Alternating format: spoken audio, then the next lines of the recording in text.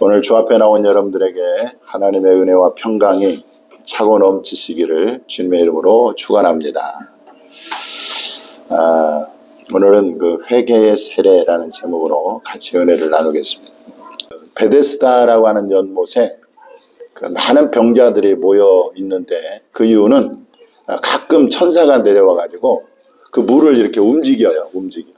그러면 제일 먼저 하여튼 들어가는 사람은 암병이든 중풍병이든 그 류마티스 관절염이든 어떤 병이든 다 낫는 거예요.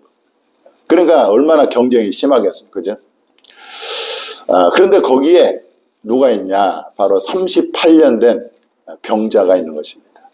38년 된 병자. 여러분들 몇 년만 아파도 힘든데, 그죠? 38년 동안 병들어 있으니까 얼마나 힘들었겠어요. 여러분들 우리가 정말 건강한 것을 감사할 수 있기를 바랍니다. 38년 된 병자가, 그죠? 나을 기약도 없이 그렇게 있는데 어느 날 주님이 그에게 찾아오셨어요.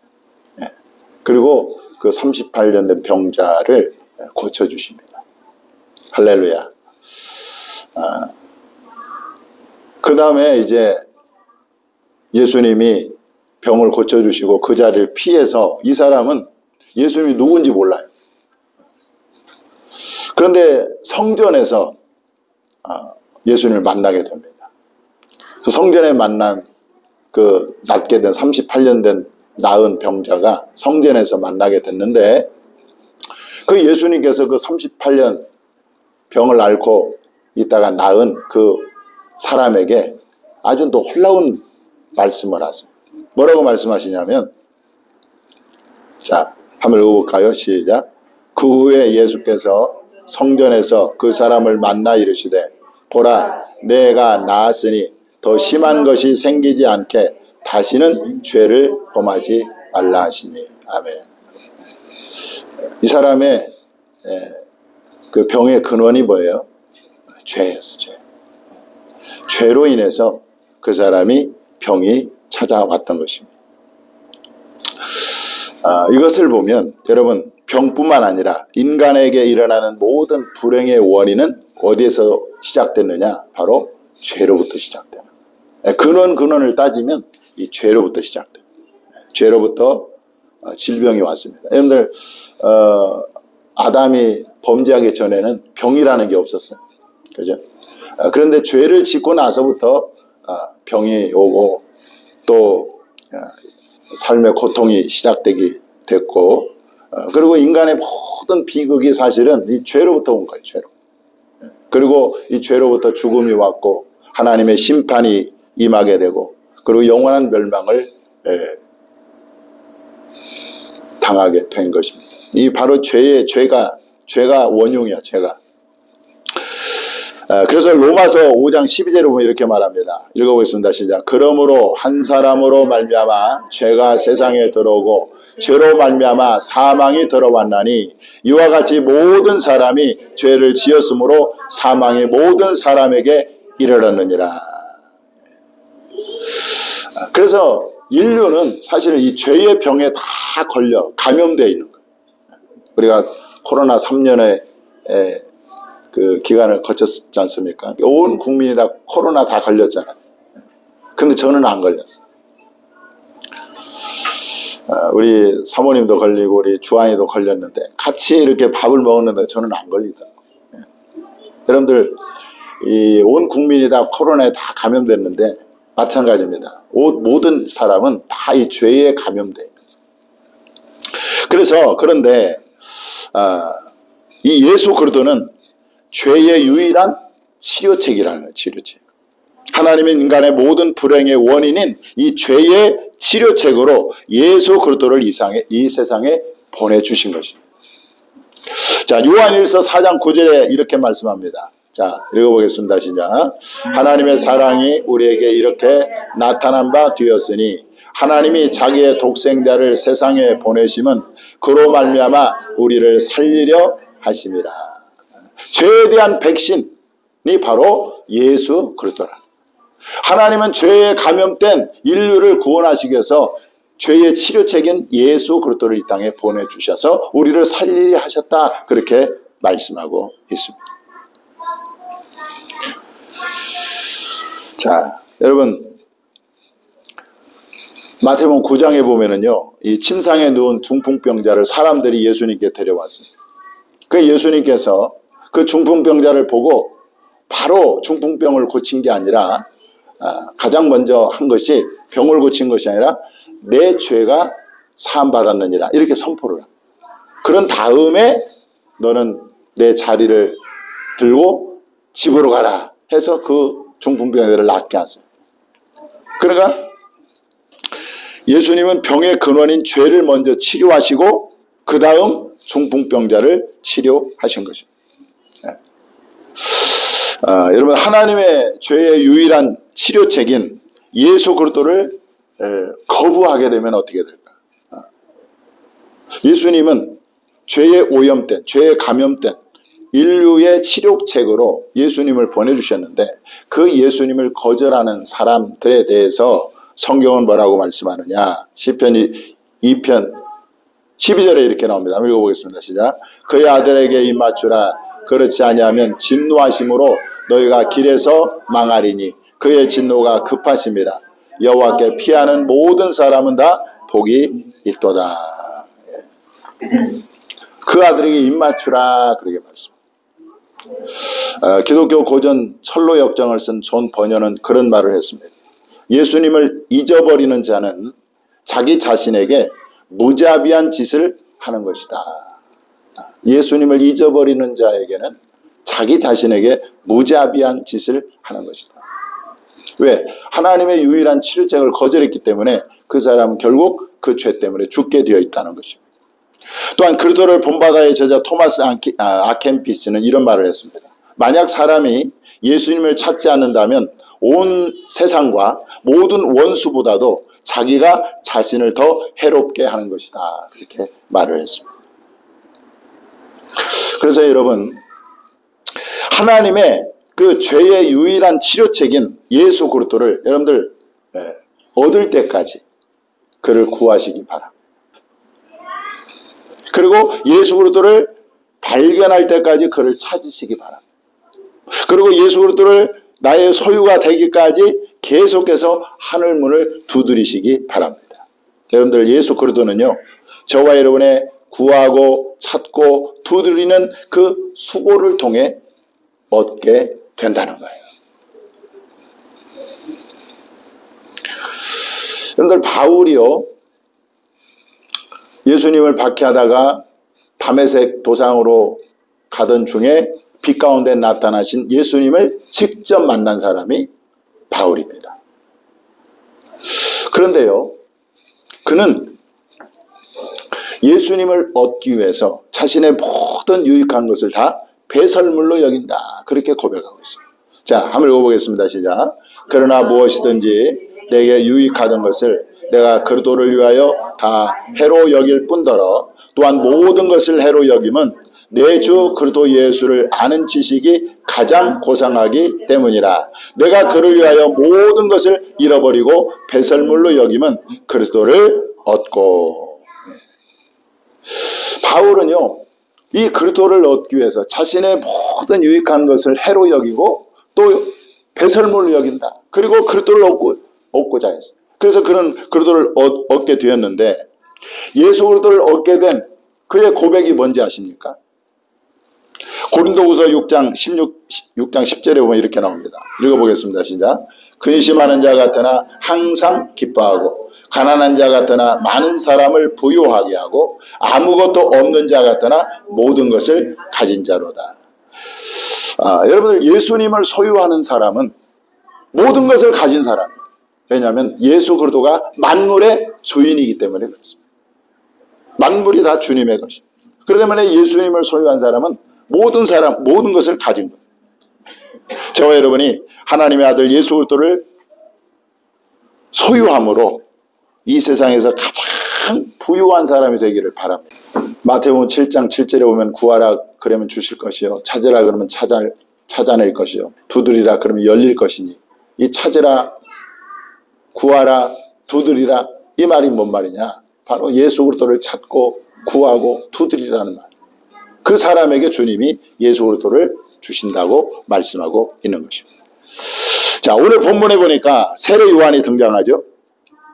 이 세례 요한은 그냥 혜성처럼 나타난 것이 아니라 600년 전에 살았던 이사야 선지자의 예언에 의한 그런 사람입니다. 그래서 오늘 본문에 보니까 뭐라고 말씀하고 있죠?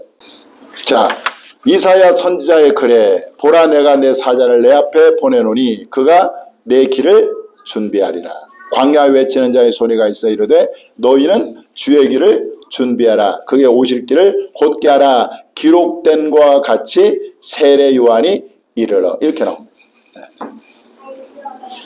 그래서 이 세례 요한은 이사야 선지자의 예언에 의해서 이 땅에 하나님의 보내심을 받아서 그가 한 것은 광야에서 죄사함을 받게 하는 회개의 세례를 전파했다는 거예요. 그래서 예수님 맞을 주의 백성을 준비하는 일을 그는 했습니다. 자, 오늘날 여러분들 유행하는 구원이 있는데 오늘날 유행하는 구원이 어떤 구원이냐? 바로 회개가 없는 구원을 말한다는 거예요. 회개가 없는 구원.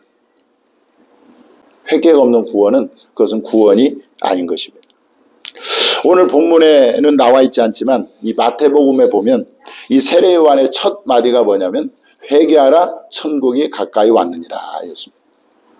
또 예수님께서 처음 시작하실 때 사역을 시작하실 때도 역시 첫 마디가 뭐냐면 회개하라 천국이 가까이 왔느니라. 천국은 누가 들어가는가? 천국은 누가 들어갑니까? 회개한 사람들. 회개한 사람. 그래서 우리가 천국에 들어가기 위해서는 반드시 죄를 회개해야 되는 것입니다.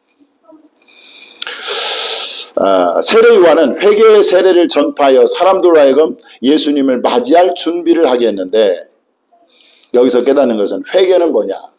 회개는 예수님이 오실 길을 닦는 것을 말해요. 하나님을 만나는 길을 여는 것이 바로 회개다. 제가 군대 생활을 강원도 춘천에서 했는데요. 이 부대에 보통 가끔 흔한 일은 아니지만 이 장군들이 올 때가 있습니다. 원스타, 투스타, 사단장이나 뭐 여단장이나 이런 사람들이 부대를 시찰을 할 때가 있어요. 그러면은요 한 2주 전부터 부대가 비상이 걸립니다. 그래가지고 이 부대에 막 환경 정비를 다 하고 그 다음에 장군이 오는 길에 나가가지고 병사들이 길을 다 닦아요. 이렇게. 돌을 막 치우고 가지가 만약에 길에 이렇게 있으면 그걸 쳐내고 해가지고 길을 다 닦아. 장군이 오는 길을 그렇게 예비를 하는 것입니다. 마찬가지로 회개도 예수님이 오실 길을 닦는 거죠. 그 회개로 닦여진 마음에 누가 와요? 예수님이 찾아오십니다. 그 회개로 깨끗해진 마음에 하나님이 임하시는 것입니다. 그래서 사도행전 2장 38절에 이렇게 나옵니다. 한번 읽어볼까요? 시작. 베드로가 이르되 너희가 회개하여 각각 예수 그리스도의 이름으로 세례를 받고 죄사함을 받으라. 그리하면 성령의 선물을 받으리니. 제가 이제 우리 총회합동 부흥사에서 이렇게 활동을 하고 있습니다만은 요즘은 참 이 부흥회가 너무 활성화가 저조합니다. 활성화가 너무 안 되고 있는데 80년대만 해도 이 부흥회가 굉장히 활성화됐어요. 그래서 어느 교회가 이제 부흥회를 열잖아요. 그러면 주변의 교회들도 다 몰려가 가지고 같이 은혜를 받았어요. 자, 그런데 그때의 부흥 강사들이 첫날에 꼭 하는 메시지가 뭐냐면 회개에 대한 메시지. 회개. 그래서 회개하라고 외치고 회개를 강조하고 회개의 설교를 할 때 사람들이 회개하잖아요. 그때 뭐가 임합니까? 성령입니다. 성령. 그렇기 때문에 여러분 우리가 예수님을 만나기를 원한다면 우리는 죄를 회개해야 될 줄 믿습니다. 성령 충만 받기를 원한다면 뭐예요? 죄를 회개해야 돼요. 자, 자, 또 회개는 뭐냐? 회개는 하나님께 나와서 자기 죄를 자복하는 것을 말합니다. 오늘 본문 5절에 보니까 회개의 세례를 전파할 때에 어떻게 해요? 온 유대 지방과 예루살렘 사람이 다 나와가서 자기 죄를 자복하고 그랬어요. 자복하고. 그래서 이 죄를 자복한 사람들에게 세례 요한이 어떻게 했습니까? 물 세례를 줬잖아요. 이것은 내 죄가 사함받았다라는 외적 표시가 바로 세례. 그 죄를 자복하는 사람들에게 죄사함을 상징하는, 죄사함을 의미하는 물 세례를 준 거예요. 그래서 회개는 자기 죄를 자복하는 것이 회개다. 자, 잠언 28장 13절에 이런 말씀이 있습니다. 자, 읽어보겠습니다. 시작. 자기의 죄를 숨기는 자는 형통하지 못하나 죄를 자복하고 버리는 자는 불쌍히 여김을 받으리라. 우리가 그 구약의 성군 다윗, 참 하나님 잘 섬기는 성군 다윗이라고 하는데, 다윗이요 자신의 죄를 숨긴 때가 있었어요. 그게 뭐죠? 바로 이 밧세 우리야, 자기의 그 충성스러운 장군의 아내 우리아의 아내 밧세바를 취한 것. 오늘날로 말하면 간통죄를 저지른 것입니다. 이것이 드러날까봐 그는 그 우리아 장군을 일부러 맹렬한 전쟁터에 보내가지고 일부러 죽게 합니다. 그래서 간음죄와 살인죄를 같이 저지르게 돼요. 이것이 사람들이 드러나면 안 되잖아요. 그래서 그걸 꽁꽁 숨기고 있었어요. 그러니까 어떻게 됩니까? 그는 막 죄에 눌려서 고통을 당하게 되고, 그리고 죄를 이렇게 안고 있으니까, 죄를 숨기고 있으니까 그의 영혼이 어떻게 돼요? 이 메마른 가뭄의 때처럼 메말라갔다. 그래서 그가요 할 수 없이 어떻게 합니까? 자신의 죄를 하나님께 자백하기로 결심을 합니다. 자, 그의 말을 한번 들어볼까요? 자, 한번 읽어보겠습니다. 시작. 내가 이르기를 내 허물을 여호와께 자복하리라 하고 주께 내 죄를 아뢰고 내 죄악을 숨기지 아니하였더니 곧 주께서 내 죄를 사하셨나이다. 네. 그래서 자신의 그 숨겨진 죄를 주님 앞에 다 아뢰고 자복할 때 여러분 주님이 자신의 죄악을 사하셨다 이렇게 고백하고 있습니다. 자, 사도 요한도 요한일서 1장 9절에 이렇게 말합니다. 시작. 만일 우리가 우리 죄를 자백하면 그는 미쁘시고 의로우사 우리 죄를 사하시며 우리를 모든 불의에서 깨끗하게 하실 것이요. 여러분들 고름은 살이 될까요? 안 될까요? 안 되죠. 마찬가지입니다. 죄를 품고 있으면 그 죄는요 절대 우리에게 유익을 주지 않고 오히려 마음의 고통만 가중시키는. 그렇기 때문에 우리는 죄를 쌓아두지 말고 즉시 하나님 앞에 자복하고 회개할 때 주님이 우리의 죄를 용서해 주실 줄 믿습니다. 자, 세례 요한은요 어디에 살았느냐? 광야에서 광야. 그리고 오늘 본문에 보니까 그의 옷은 낙타토롯은요 너무 흔한 옷이에요. 낙타토롯을 입고 허리에 가죽띠를 띠고 그의 음식은 메뚜기와 야생, 석청. 메뚜기와 석청이라고 하는데 석청은 야생 꿀을 말합니다. 그러니까 광야에 살면서 메뚜기 잡아먹고 야생 꿀 먹으면서 그렇게 살았습니다. 사는 것도 변변치 않고 행색도 보잘것이 없습니다.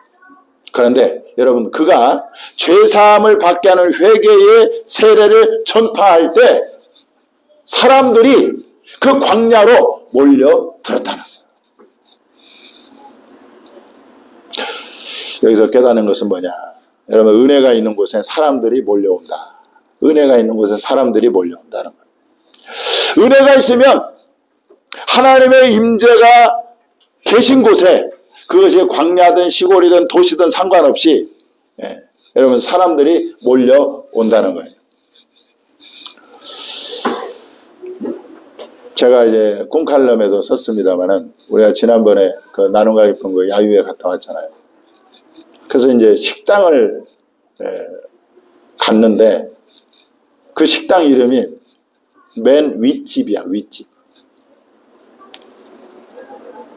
그 진짜 가서 보니까 제일 위에 있더라고요, 식당이. 근데 거기가 그 식당이 모르는 사람은요 절대 갈 수 없는 곳이에요. 동네 가운데를 통과해가지고 마을이야, 마을인데 마을 끝에 식당이 있어요. 그리고 또 거기가요 식당이 있을 만한 곳이 아니에요. 그런데 우리가 가서 보니까 차들이 가득 차 있어요. 차들이. 왜 그렇게 꼴짝이 사람들이 찾아갑니까? 음식이 맛있으니까. 그래서 저는 참 우리 교회가 이렇게 하나님의 임재가 있고 하나님의 은혜가 있는 교회가 되었으면 너무너무 좋겠다. 앞으로 그렇게 될 줄 믿습니다. 그래서 사람들로 이 자리가 가득 채워지는 놀라운 역사가 일어나게 될 줄 믿습니다. 아니 진짜 두고 보세요. 하는 말이 아니라 그렇게 될 겁니다. 그러기 위해서 어떻게 해야 됩니까? 저도 열심히 노력하고 수고하고 기도해야 되고 여러분들도 같이 정말 하나님의 은혜가 이곳에 임하도록. 사무엘 시대에 라마 라얏이라는 곳이 있습니다. 라마 라얏 들어봤어요? 그곳에는요 강력한 성령의 역사가 있어요. 그래가지고 사울 왕이 다윗을 잡으러 갔다가 거기서 그냥 성령의 충만을 받고 예언도 하고 하여튼 전령들을 보내면 그들이 다 성령을 받는 거예요. 우리 교회가 그렇게 라마 라얏이 되었으면 좋겠습니다. 여러분들 세례 요한의 그 영향력은요 당시에 대단했습니다.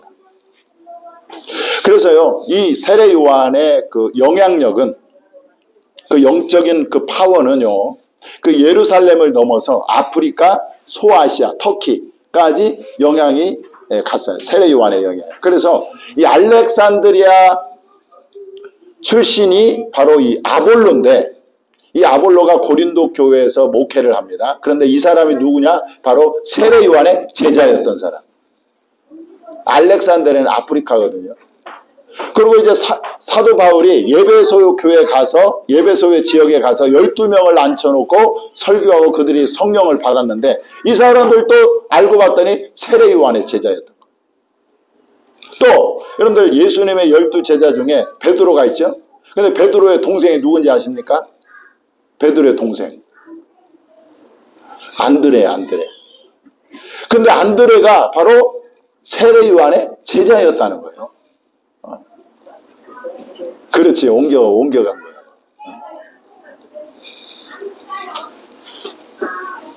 그러니까 이 세례 요한의 영향력은요 이 예루살렘을 넘어서 이 소아시아, 터키와 아프리카까지 그의 영향력이 확대가 됐어요. 그리고 심지어 어떤 사람은 세례 요한을 그리스도다라고 말하는 사람도 있었어요. 자, 그런데 그렇게 그야말로 당시에 위대한 엄청난 영향력이 있는 그 사람이 고백이 뭐냐? 7절에 보세요. 한번 읽어볼까요? 시작. 그가 전파하여 이르되 나보다 능력이 많으신 이가 내 뒤에 오시나니 나는 굽혀 그의 실망끈을 풀기도 감당하지 못하겠노라. 여기 보세요. 여기서 뭡니까? 세례 요한의 뭘 봐요? 겸손을 봐요. 겸손. 자기가 정말 영향력 있는 세계적으로 영향력 있는 사람이었는데 자기는 예수님에 비하면 나는 예수님의 신발끈을 풀기도 감당하지 못하겠다. 내 뒤에 오시는 분은 나보다 능력이 더 많다. 이렇게 하면서 자신을 낮추잖아요. 이게 세례 요한의 겸손인 거예요. 여러분 하나님은요 교만한 자를 대적하시고 겸손한 자에게 뭘 주신다? 은혜 주신다. 그러니까 우리는 하나님 앞에서나 사람 앞에서 뭐 해야 된다? 겸손해야 된다. 그 겸손한 자를 하나님이 사용하시는 거예요. 그래서 이 세례 요한의 겸손 우리가 본받아야 될 줄 믿습니다. 기도하겠습니다.